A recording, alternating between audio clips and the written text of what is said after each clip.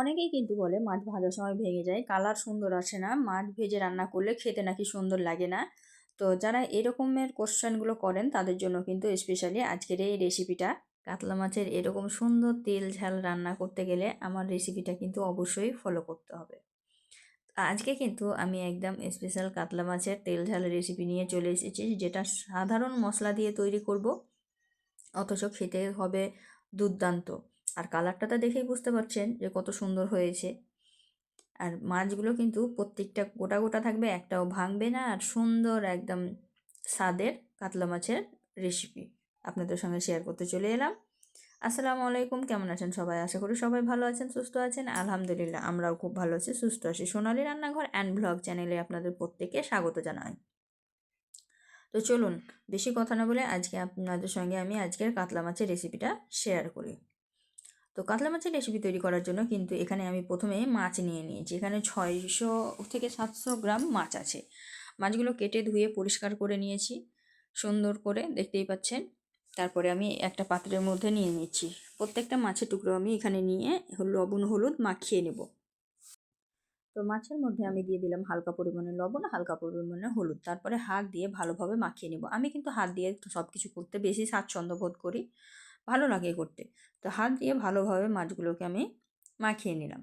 দেখতেই পাচ্ছেন প্রত্যেকটার গায়ে সুন্দরভাবে লবণ হলুদ মাখিয়ে নিয়েছি। এভাবে সুন্দরভাবে লবণ হলুদ মাখলে কিন্তু মাছের ভিতর পর্যন্ত লবণটা যায়, আর মাছগুলো কিন্তু ভাজার সময় ভেঙেও যায় না। তার জন্য সবসময় চেষ্টা করবেন মাছটাকে সুন্দরভাবে লবণ হলুদ মাখিয়ে নেওয়া। আর এখন আমি এখানে কড়াই নিয়ে নিয়েছি, আর এই কড়াইয়ে আমি যেহেতু পরপর একের পর এক রান্না চলছে, তাই এটাতে আমি কিছুক্ষণ আগে কিছু করেছি সেই কড়াইয়েই তৈরি করছি। তো এটা আমি সাদা তেলে রান্না করেছিলাম, তার জন্য তেল দিয়ে দিলাম। তেলের মধ্যে এখন একে একে মাছগুলো দিয়ে দিব। তেলটা দেখতেই পাচ্ছেন গরম হয়ে গেছে, তারপরে কিন্তু আমি মাছটা দিচ্ছি। আপনারা অনেক সময় করেন কাঁচা তেলে মাছটা দিয়ে দেন, তার জন্য কিন্তু আপনাদের ভেঙে যায়। তো আমি ননস্টিকে যখন ভাজছি তখন কাঁচা তেলে আমার কিন্তু ভাঙে না, তবুও কিন্তু আমি গরম তেলের মধ্যে দিয়ে দিলাম। দিয়ে মাছটা ভাজবো, দেখুন একদম কত সুন্দর গোটা গোটা গোটা থাকবে, একটাও ভাঙবে না, আর সুন্দরভাবে ভাজা হয়ে যাবে। তো একে একে আমি অনেকগুলো মাছ কিন্তু এখানে আমি দিয়ে দিলাম, দেখতেই পাচ্ছেন। সুন্দরভাবে মাছগুলো দিয়ে দিলাম, তারপরে উল্টিয়ে পাল্টিয়ে সমান করে ভেজে নেব। তো এই তো দেখতেই পাচ্ছেন মাছগুলো কিন্তু উল্টিয়ে পাল্টিয়ে আমি সুন্দর করে ভেজে নিয়েছি, আর মাছগুলো সুন্দর করে ভাজা হয়ে গেছে। এমন না যে খুব বেশি ভাজা করেছি, আর এমন না যে খুব কাঁচা ভাজা করেছি, মিডিয়াম ভাজা করেছি, যাতে করে মাছের স্বাদটা অনেক সুন্দর হয় খেতে। খুব বেশি মাছ ভেজে দিলে কিন্তু শক্ত হয়ে যায়, তখন কিন্তু আবার খেতে ভালো লাগে না। আর খুব বেশি কাঁচা করলেও কিন্তু আমাকে ভালো লাগে না, তার জন্য কিন্তু আমি মিডিয়ামভাবে ভেজে নিয়েছি মাছগুলোকে। এখন আমি একে একে সবগুলো মাছ ভেজে তুলে নিচ্ছি। তো মাছগুলো ভেজে আমি একটা পাত্রের মধ্যে নিয়ে নিয়েছি। এখন আমি ওই কড়াইয়েই রান্না করব। তো ওই তেলেই রান্না করব, যতটুকু তেল দিয়েছিলাম সেই তেলের মধ্যেই রান্না করব। তার জন্য এখানে আমি দিয়ে দিলাম আদা রসুন পেঁয়াজ আর জিরা, গোটা জিরার পেস্ট।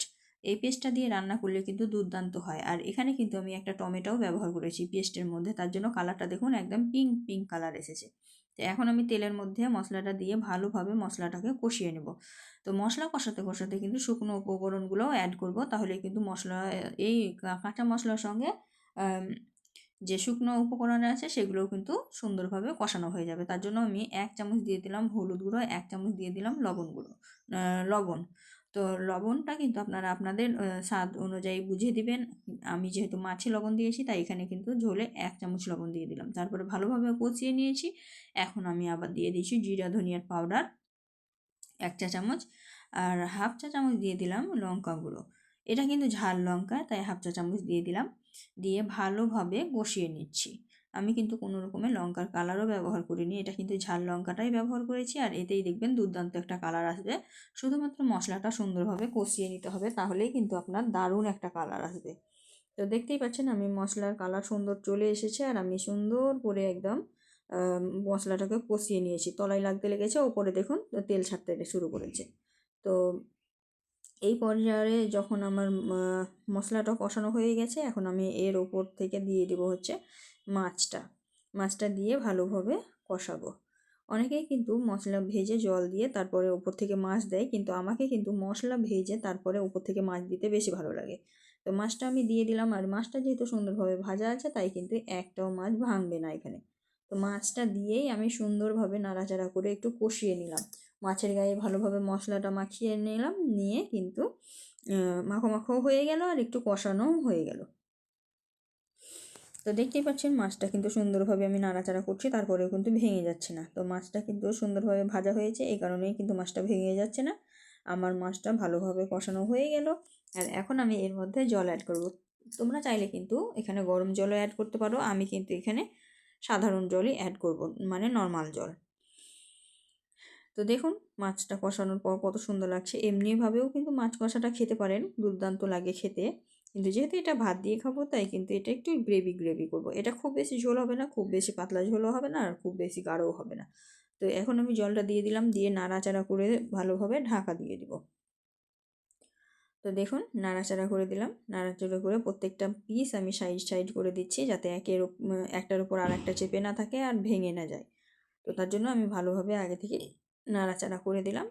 দেখুন নাড়াচাড়া করে দেওয়া হয়ে গেছে। এখন আমি এটাকে ঢাকা দিয়ে 2 থেকে 3 মিনিট রান্না করব, তাহলেই কিন্তু হয়ে যাবে। দেখতে পাচ্ছেন খুব বেশি আমি জল ব্যবহার করিনি, অল্প পরিমাণে জল ব্যবহার করেছি।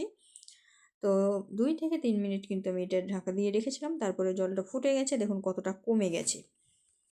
জল ফুটে গেছে আর এটা হয়ে গেছে, দেখুন মাছগুলো ফুলে ফুলে উঠেছে আর জলটা অনেকটা টেনে নিয়েছে। এখন আমি উপর থেকে একটু দারচিনি আর এলাচ আর সব কিছু একটা গুঁড়ো করে গরম মশলা তৈরি করে রেখেছি, সেই গরম মশলাটা একটু ছড়িয়ে দিলাম উপর থেকে, তাহলে কিন্তু দুর্দান্ত একটা সেন্ট আসে আর খেতেও কিন্তু দারুণ লাগে। তো এটা দেওয়ার পরে একটু নাড়াচাড়া করে ফুটিয়ে নিলাম, তারপরে উপর থেকে দিয়ে দিলাম ধনিয়া পাতা। ধনিয়া পাতাটা দিয়ে ছড়িয়ে আমি কিন্তু হালকা আঁচে একটু ঢাকা দিয়ে রেখে দেবো, তাহলে কিন্তু ধনিয়া পাতার সেন্টটা সুন্দরভাবে মাছের সঙ্গে মিশে যাবে, খেতেও কিন্তু দারুণ লাগবে। এই তো দেখতেই পাচ্ছেন আমি বেশ কিছুটা পরিমাণ ধনিয়া পাতা দিয়ে দিলাম, আর এটা দেখেই বুঝতে পারছেন যে খুব বেশি ঝোল নাই, হালকা ঝোল আছে। তো এরকম একদম গ্রেভি গ্রেভি করে রান্নাটা করেছিলাম, দারুণ হয়েছিল খেতে।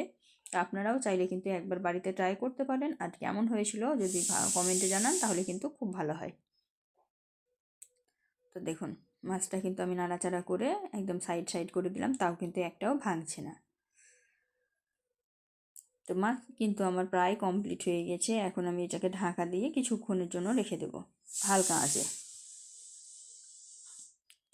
দেখুন কত সুন্দর ফুটছে আর দেখতে কতটা সুন্দর লাগছে, দুর্দান্ত লাগছে দেখতে। তো কিছুক্ষণ আমি ঢাকা দিয়ে বন্ধ করে রেখে দিয়েছিলাম, তারপরে দেখুন উপরে একটা চর পড়ে গেছে আর দেখতে কতটা সুন্দর লাগছে। আর এটা খেতে কিন্তু অসম্ভব মজার হয়েছিল, আমার তো খুব ভালো লেগেছিল। আপনাদের কেমন লাগলো রেসিপিটা অবশ্যই কমেন্টে জানাবেন। আর যদি ভালো লেগে থাকে অবশ্যই লাইক শেয়ার কমেন্ট করতে ভুলবেন না, আর এই ধরনেরই আরও নিত্য নতুন রেসিপি পাওয়ার জন্য আমার চ্যানেলটিকে সাবস্ক্রাইব করতে ভুলবেন না। তো আজকে কিন্তু ভিডিওটা এই পর্যন্ত, এর থেকে বেশি বড় করব না। তো পরবর্তী ভিডিওতে আবার দেখা হবে। আজকে বিদায় নিচ্ছি, দেখা হবে এই ধরনের আরও নিত্য নতুন রেসিপি নিয়ে পরবর্তী ভিডিওতে। তো ততক্ষণ সবাই ভালো থাকবেন, সুস্থ থাকবেন আর আমার জন্য দোয়া করবেন। খোদা হাফিজ।